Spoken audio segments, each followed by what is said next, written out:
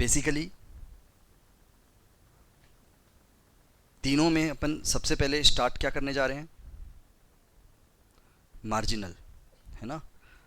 Marginal costing होता क्या है,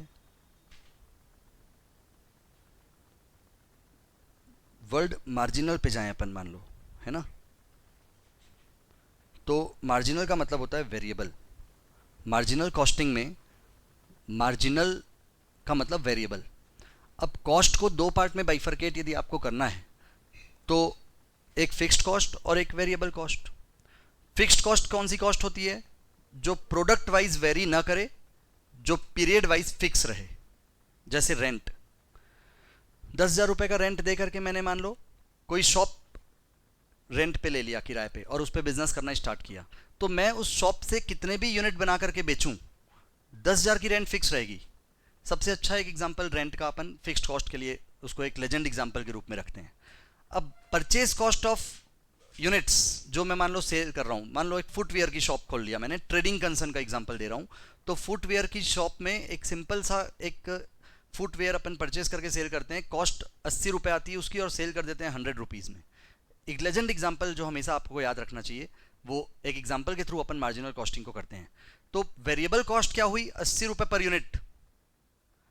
फिक्स्ड कॉस्ट क्या हुई, 10,000 रुपए पर मंथ। 80 रुपए पर यूनिट क्या हुई, वेरिएबल कॉस्ट, और फिक्स्ड कॉस्ट क्या हो गई, 10,000 रुपए पर मंथ। सेल प्राइस क्या हो गई, 100 रुपए पर यूनिट। समझ पा रहे हो बात, सेल प्राइस क्या हो गई, 100 रुपए per unit.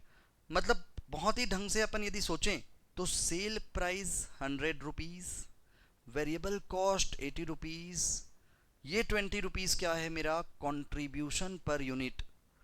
Contribution per unit का मतलब होता है एक यूनिट को सेल करके कितना कंट्रीब्यूशन जनरेट किया मैंने। 20 रुपए का कंट्रीब्यूशन जनरेट किया, तो उसको मैं कंट्रीब्यूशन क्यों बोल रहा हूं, इस पे आता हूं। ये 20 रुपए का मेरा प्रॉफिट नहीं है, नॉर्मल लेमैन इसको प्रॉफिट बोलेगा। 80 रुपए में खरीद के लाके 100 रुपए में बेचता हूं तो 20 रुपए मेरा प्रॉफिट है। नो, आज से आप लोग फ्रॉम टुडे इटसेल्फ आप उसको प्रॉफिट नहीं बोल सकते। Why, because entire cost is not yet recovered. 10,000 रुपए की जो फिक्स्ड कॉस्ट आपकी लग रही है पर मंथ की, वो तो अभी रिकवर हुई नहीं है, और जब तक वो रिकवर नहीं होगी यू कैन नॉट से कि मेरा प्रॉफिट हो गया 20 रुपए। ठीक है, तो ये 20 रुपए को मैं क्या बोलूंगा, ये उस 10,000 रुपए को कंट्रीब्यूट कर रहा है। 10,000 रुपए का जो फिक्स्ड कॉस्ट का मेरा क्या बन गया है, एक तरीके से बकेट है या एक तरीके से गड्ढा है, उसको ये क्या कर रहा है, फुलफिल कर रहा है। एक यूनिट को बेचता हूं, 20 रुपए उस पर कंट्रीब्यूट होता है। दूसरा यूनिट को बेचता हूं, 40 रुपए कंट्रीब्यूट होता है। ऐसे ही करके मैं 500 यूनिट बेचूंगा, तब जाके वो 10,000 रुपए मेरा क्या हो जाएगा, बोलो, रिकवर होगा। और जिस दिन वो 500 यूनिट मैंने सेल किया, कितने रुपए रिकवर हुआ, 10,000 रुपए का फिक्स्ड कॉस्ट मेरा रिकवर हो गया। अब मैं बोल सकता हूं कि जैसे ही मैं 501 मतलब 500 यूनिट के बाद पहली यूनिट सेल करूंगा, मतलब टोटल 501 यूनिट सेल करूंगा, तो एक यूनिट से एक्स्ट्रा वाले जो कंट्रीब्यूशन होगा 20 रुपए, उसको मैं बोल सकूंगा ये मेरा प्रॉफिट है। क्यों, क्योंकि वेरिएबल कॉस्ट तो रिकवर हो गई, वेरिएबल कॉस्ट तो रिकवर हो गई, और फिक्स्ड कॉस्ट भी रिकवर हो गई, क्योंकि 500 यूनिट आपने सेल कर दिया। तो 500 यूनिट सेल करने के बाद जैसे ही आपने पहली यूनिट सेल किया, वैसे ही आपको जो 20 रुपए एक्स्ट्रा मिला, वो आपके लिए क्या हो गया, प्रॉफिट। तो ये मार्जिनल कॉस्टिंग का बहुत इंपॉर्टेंट कॉन्सेप्ट। क्या बताया, सेल्स प्राइस में से वेरिएबल कॉस्ट माइनस करके जो 20 रुपए का अमाउंट आ रहा है, ये प्रॉफिट नहीं है, ये मेरा कंट्रीब्यूशन है। ये किसको कंट्रीब्यूट करेगा, ये फिक्स्ड कॉस्ट को कंट्रीब्यूट करेगा। और जिस मोमेंट पे फिक्स्ड कॉस्ट पूरा कंट्रीब्यूट रिकवर हो जाएगा, उस मोमेंट को बोलते हैं ब्रेक इवन पॉइंट। मतलब वहां पर नो प्रॉफिट नो लॉस होता है। 500 यूनिट को बना के बेच रहा हूं, नो प्रॉफिट नो लॉस कहलाएगा। क्यों, वेरिएबल कॉस्ट तो हर एक यूनिट से रिकवर हो रही है। 20-20 रुपए एक्स्ट्रा जो आ रहा है वो मेरा कंट्रीब्यूट हो रहा है, कंट्रीब्यूशन हो रही है, तो वो 10,000 यूनिट का कंट्रीब्यूशन को क्या कर रहा है, वो फुलफिल कर रहा है। तो जैसे ही 500 यूनिट सेल करूंगा, वो कंट्रीब्यूशन जो है वो मेरा जा करके क्या हो जाएगा, फुलफिल, कंप्लीट, बराबर हो जाएगा। इसका मतलब ब्रेक इवन पॉइंट आ गया। और ब्रेक इवन पॉइंट के जैसे ही ऊपर एक यूनिट मैंने बेचा, तो वो मेरा प्रॉफिट जनरेट करना चालू कर देगा। तो वो एक यूनिट पे बेचूंगा तो 20 रुपए का प्रॉफिट, 510 यूनिट बेचूंगा तो 10 यूनिट पे 20 रुपए, मतलब 200 रुपए का प्रॉफिट।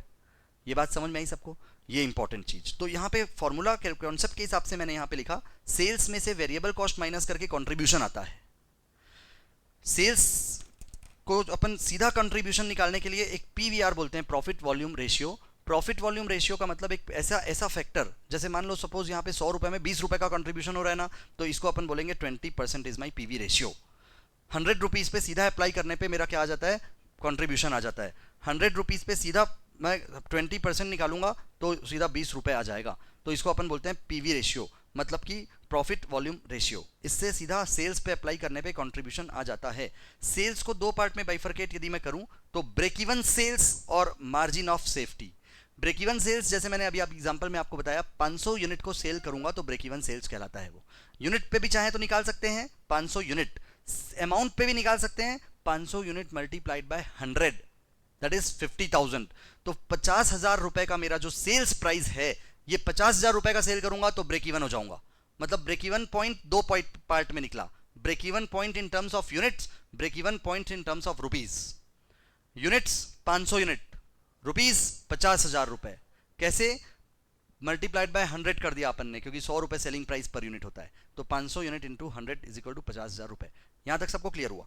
सेल्स कितना है मेरा, मान लो सपोज 60,000 रुपए का है, तो 60,000 रुपए में 50,000 रुपए का ब्रेक इवन सेल्स और 10,000 रुपए का मार्जिन ऑफ सेफ्टी हो गया।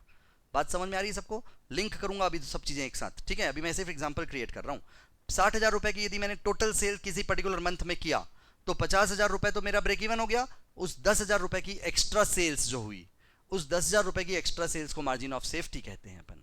Margin of safety in terms of rupees, और इसी को यदि मैं यूनिट्स में निकालना चाहूं तो डिवाइड बाय 100 करूंगा।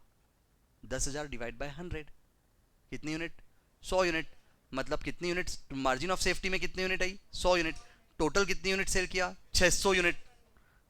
तो margin of safety in terms of unit is 100, break even sales in terms of unit is 500, margin of safety in terms of amount is 10,000, total sale amount के टर्म में 60,000, break even sales amount के term में 50,000। ये सब clear हो गया अच्छे से, ठीक है?